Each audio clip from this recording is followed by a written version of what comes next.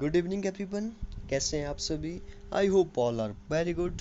तो आज हम बात करेंगे किन्नौर की, किन्नौर जिला की हम बात करेंगे, हिमाचल प्रदेश के किन्नौर डिस्ट्रिक्ट की हम बात करेंगे। जैसे हमने जो वो पिछले वीडियो में हमने बिलासपुर की बात की थी। हमने वहाँ पे जो वो पढ़ा था कि बिलासपुर को जो वो पहले कहलूर रियासत के नाम से जाना जाता था। वहाँ पे जो वो जुग्गा आंदोलन हुआ था, वहाँ पे कौन कौन सी जगह है वो हमने देखी थी। नलवाड़ी मेला कहाँ लगता है, बिलासपुर में लगता है, तो उसके बारे में भी हमने डिस्कस किया था। तो वैसे आज हम किन्नौर डिस्ट्रिक्ट के बारे में पढ़ेंगे, उसके कुछ इतिहास के बारे में पढ़ेंगे कि वहाँ पे कौन कौन सी परियोजना है उनके बारे में देखेंगे, कौन कौन से महत्वपूर्ण वहाँ पे इम्पोर्टेंट जगह जो है वो कौन कौन सी है उसके बारे में भी हम डिस्कस करेंगे। तो चलिए स्टार्ट करते हैं। सबसे पहले यहाँ पे लिखा है हेडक्वार्टर, मुख्यालय जो वो कहाँ पर है, रिकांगपिओ में जो वो किन्नौर का हेडक्वार्टर है।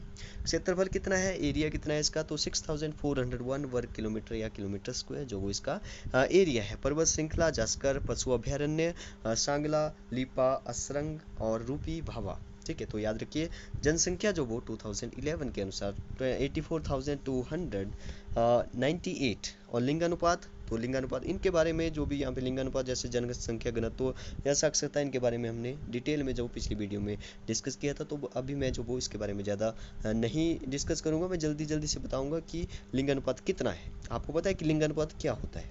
बस आपको इतना पता होना चाहिए कि लिंगानुपात क्या होता है। तो लिंगानुपात मैं फिर से जल्दी से बता दूँ कि लिंगानुपात होता है जैसे मतलब कि 1000 जो मेल है उनमें जो वो कितनी फीमेल है, ये जो वो लिंगानुपात होता है। तो यहाँ पे जो वो फीमेल की बात करता है 818, मतलब कि 1000 में जो वो 818 ही फीमेल अवेलेबल है। ठीक है, तो इसी को बोलते हैं लिंगा अनुपात।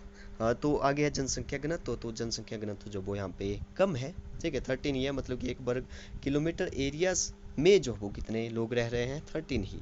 ठीक है, तो सबसे ज़्यादा कहाँ पे हमने देखा था, हमीरपुर में हमने सबसे ज़्यादा देखा था जनसंख्या घनत्व। साक्षरता कितनी है, लिटरेसी रेट 80.77% जो यहाँ पे लिटरेसी रेट है, साक्षरता है। किताबें किन्नर देश, देखिए यहाँ पे इस किन्नौर का नाम ही जो वो पहले किन्नर देश बोलते थे, मतलब कि ये किन्नर लोग कहा जाता है कि यहाँ पे जो वो किन्नर लोगों के कारण ही जो वो यहाँ पे मतलब कि वो किन्नर लोग रहते थे, तो उनके कारण ही इसका नाम जो किन्नौर पड़ गया। ठीक है, तो किन्नर देश राहुल जो वो संग कृत्यायन के द्वारा जो वो ये लिखी गई है किताब। ठीक है, किन्नर देश और किन्नर इन द हिमालय जो वो किसके द्वारा लिखी गई है, तो ये किताबें भी बहुत ही इंपॉर्टेंट है, S.C. वाजपेयी के द्वारा लिखी गई है। किन्नर लोक साहित्य जो वो बंसीराम शर्मा के द्वारा लिखी गई है। द म्यूजिक ऑफ किन्नौर, तो ये लिखी गई है E.A. चौहान के द्वारा। इतिहास देखते हैं इसका कुछ। किन्नौर पहले जो वो बुसहर रियासत का हिस्सा था। देखिए सबसे पहले जब हिमाचल का गठन हुआ तो उसमें जो वो 4 ही डिस्ट्रिक्ट थी। ठीक है, तो उसमें से एक थी बुसहर, तो बुसहर का ही जो वो ये हिस्सा था पहले। ठीक है, बुसहर से ही, तो उसके बाद जो वो इससे अलग हो गया। जिसकी स्थापना जो वो प्रद्युम्न ने की थी। बुसहर रियासत की राजधानी पहले कामरू थी। याद रखिए बुसहर रियासत की राजधानी जो वो पहले कहाँ पर थी, कामरू जो वो उसकी पहले राजधानी थी। ठीक है, आगे लिखा है जिसे 10वीं शताब्दी में सराहन में स्थानांतरित कर दिया। ठीक है, तो याद रखिए बुसहर रियासत की राजधानी जो वो सराहन बाद में बनी, उससे पहले कौन सी थी, कामरू थी। बाद में राजा राम सिंह बुसहर रियासत के राजधानी को जो वो रामपुर ले गए। उसके बाद देखिए सबसे पहले कौन सी राजधानी थी, सबसे पहले जो वो कामरू थी। कामरू के बाद जो वो सराहन बनी, सराहन के बाद जो वो कौन सी बनी, रामपुर बन गई।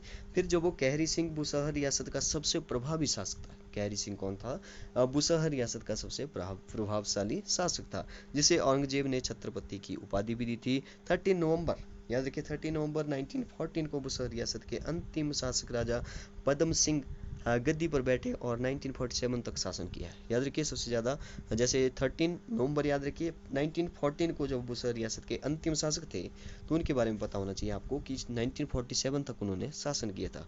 उनके पुत्र थे वीरभद्र सिंह, जो कि बुसहर रियासत की 131वीं पीढ़ी से संबंधित है। तो इनको जो वो श्री कृष्ण के वंशज भी माना जाता है। ठीक है, आगे लिखा है 1948 में बुसहर रियासत को हिमाचल प्रदेश में मिला दिया गया जिले के रूप में। जो वो 1960 से पहले वर्तमान किन्नौर जिला मासू जिले को चीनी तहसील के रूप में जाना जाता था। 21 अप्रैल 1960 को चीनी तहसील मासू से अलग होकर जो वो किन्नौर जिला बनी।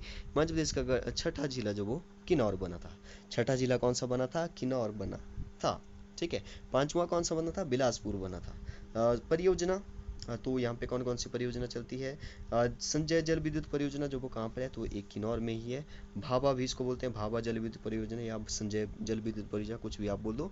भाभा नदी पर बनी है तो इसलिए भाभा संजय जल विद्युत परियोजना, ऐसे आप इसको याद रखिए। 120 मेगावाट की है। बसपा जल विद्युत परियोजना भी यहाँ पर ही है, 300 मेगावाट।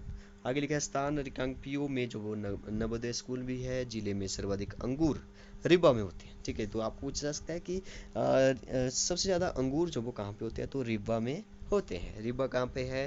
रीवा जो वो किन्नौर में है। रीवा को अंगूरों की घाटी भी कहा जाता है। तो आपको पूछ सकता है कि अंगूरों की घाटी जो वो कहाँ पे है, किसको जो वो अंगूरों की घाटी कहा जाता है, तो रीवा को कहा जाता है, जो कि किन्नौर में पड़ता है। फुलेज उत्सव जो वो यहाँ पे मनाया जाता है, तो अगस्त और दिसंबर के महीने में मनाया जाता है। जिसके बारे में हमने जो वो हिमाचल की लोक संस्कृति में भी इसके बारे में फुलेज उत्सव के बारे में बात की थी। बसपा घाटी में जो वो कामरू गांव में कामाख्या देवी का मंदिर है। लोकसभा क्षेत्र किन्नौर मंडी लोकसभा क्षेत्र के अंतर्गत आता है। तो thank you and have a nice day.